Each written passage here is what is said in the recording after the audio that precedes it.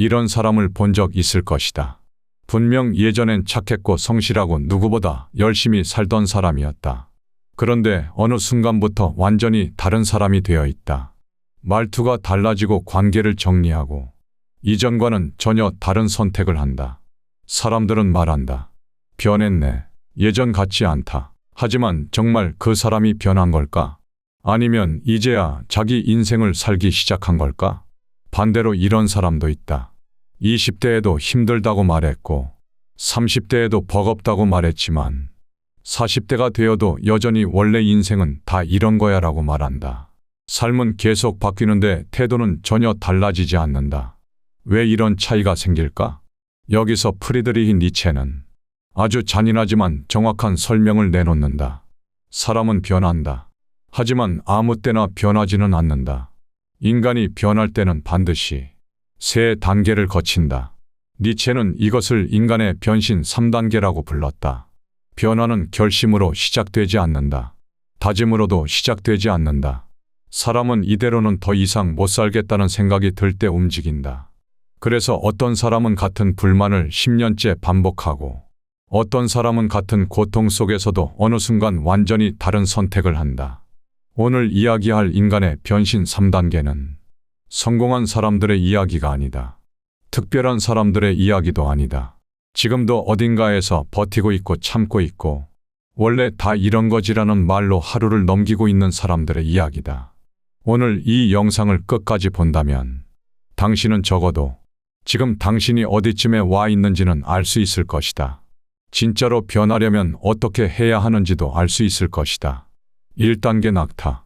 니체가 말한 첫 번째 단계는 낙타다. 낙타는 버티는 인간이다. 낙타는 묻지 않는다. 왜 내가 이걸 해야 하지? 부모가 시키니까. 회사가 그러라니까. 사회가 그렇게 돌아가니까 그냥 짊어진다. 일이 힘들어도 말한다. 다들 이렇게 사는 거지 뭐. 인간관계가 버거워도 말한다. 사회 생활이 다 그런 거야. 속이 문드러져도 말한다. 그래도 참고 해야지. 이 시기의 사람은 대체로 착하다. 성실하고 책임감 있고 남에게 피해 주는 걸 싫어한다. 그런데 이상하다. 하루가 끝나면 기운이 없다. 아무 일도 안 했는데도 지쳐 있다. 쉬어도 회복이 안 된다. 왜 그럴까? 정답은 하나다. 자기 인생을 살고 있지 않기 때문이다. 낙타는 자기 욕망을 묻어두고 남이 정한 짐을 대신 짊어진다. 그래서 인생이 계속 무겁다. 중요한 건 낙타 단계가 무조건 나쁜 단계가 아니라는 것이다.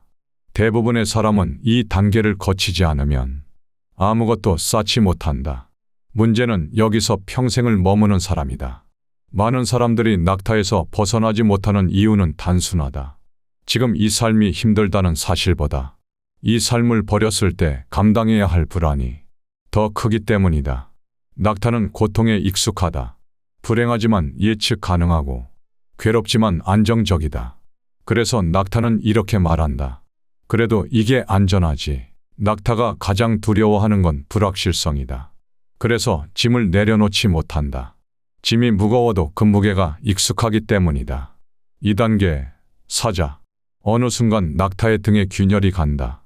아주 사소한 계기일 수도 있다. 사람 하나, 사건 하나, 말 한마디. 아니 잠깐, 이게 내가 진짜 원한 삶인가? 이 질문이 불현듯 떠오를 것이다. 그리고 이때 등장하는 존재가 사자다. 사자는 거부하는 인간이다. 사자는 처음으로 말한다. 싫은 건 싫다. 쓸데없는 인간관계를 정리한다. 의미 없는 일에 에너지를 쓰지 않는다. 남의 기대에 자동으로 고개 숙이지 않는다. 이 시기의 사람은 말이 날카롭고 표정이 굳어 있다. 주변에서는 이렇게 말할 것이다. 너 왜 이렇게 예민해졌어? 성격이 변했다. 하지만 실상은 다르다. 세상에 화가 난 게 아니라 이제야 정신이 든 것이다. 사자는 기존의 규칙을 부순다. 이건 내 몫이 아니다. 이건 더 이상 안 하겠다. 문제는 여기서 생긴다. 사자는 부수는 데는 능숙하지만 만드는 데는 서툴다. 그래서 많은 사람들이 이 단계에서 멈춘다. 모든 걸 꿰뚫어 본 것처럼 말하지만 정작 자기 삶은 재미없다. 냉소적인 어른이 되는 것이다. 세상을 비판하지만 자기 세계는 텅 비어 있는 상태다. 사자 단계에서 멈추는 사람들의 공통점이 있다. 거부하는 것을 창조하는 것보다 훨씬 쉽게 여긴다는 것이다. 사자는 하지 않을 이유는 수백 개를 말할 수 있지만 하고 싶은 이유는 아직 없다. 그래서 사자는 내면의 싸움을 계속 이어간다. 그 싸움은 점점 방향을 잃는다. 처음엔 이건 내 인생이 아니라는 걸로 시작된 싸움이 나중엔 이 세상이 문제다로 바뀐다. 이때 사자는 자유로워지는 게 아니라 비판에 중독된다. 싸우는 법은 배웠지만 노는 법은 배우지 못하는 것이다. 모든 걸 간파한 것처럼 말하지만 정작 자기 삶엔 새로운 질서가 없다. 3단계 I. 니체가 말한 마지막 단계는 I다.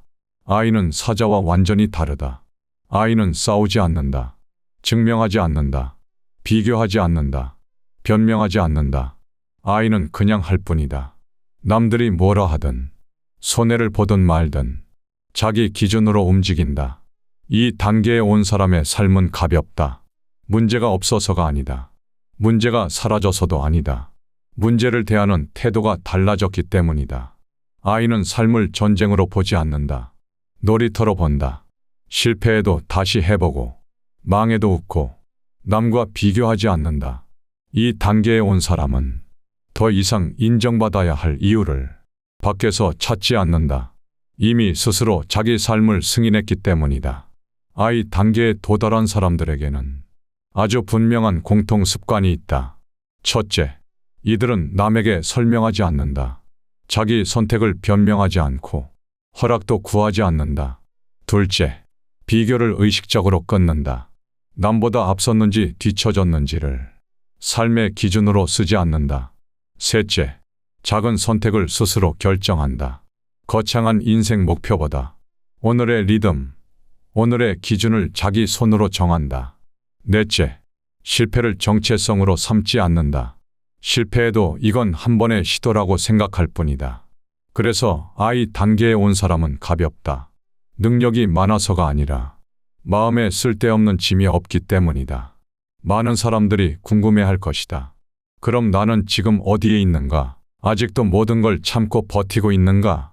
그렇다면 당신은 낙타다. 세상과 싸우느라 지쳐 있는가? 모든 걸 부정하고 싶은가? 그렇다면 당신은 사자다. 이제야 조금 숨이 쉬어지고 내가 뭘 좋아하는지, 내가 뭘 싫어하는지 조금씩 알 것 같은가? 그렇다면 당신은 I로 가는 길 위에 있다. 여기서 중요한 오해가 하나 있다. 니체는 3단계 I가 무조건 최고라고 하지 않았다. 니체는 인간은 자기 삶을 창조할 수 있을 때 비로소 자유롭다고 생각했다. 낙타도 필요하고 사자도 필요하다. 문제는 내가 스스로 다음 단계로 넘어가는 것이다. 어떤 단계에 있느냐보다 중요한 건 내가 내 삶을 창조해서 다음 단계로 넘어갈 의지가 있고 실제로 그런 시도를 하고 있느냐다. 당신은 지금 누구의 삶을 살고 있는가? 남이 시킨 삶인가? 남에게 화난 삶인가? 아니면 내가 만든 삶인가? 당신은 지금 어디쯤 와 있는가? 낙타인가? 사자인가? 아니면 I인가? 정답은 없다. 다만 속일 수 없는 건 당신 자신일 뿐이다. 삶은 변할 준비가 됐냐고 친절하게 묻지 않는다. 삶은 그저 계속 요구할 뿐이다. 지금도 이 삶을 다시 살 수 있겠느냐고 이 질문 앞에서 조금이라도 흔들린다면 당신은 이미 변신을 시작한 것이다. 변화는 용기에서 시작되지 않는다. 더는 그 무엇도 속일 수 없을 때 시작된다. 다른 삶을 살고 싶은가? 그렇다면 내가 나의 모습을 인정하고 이제는 다른 존재로 창조해 나갈 시간이다.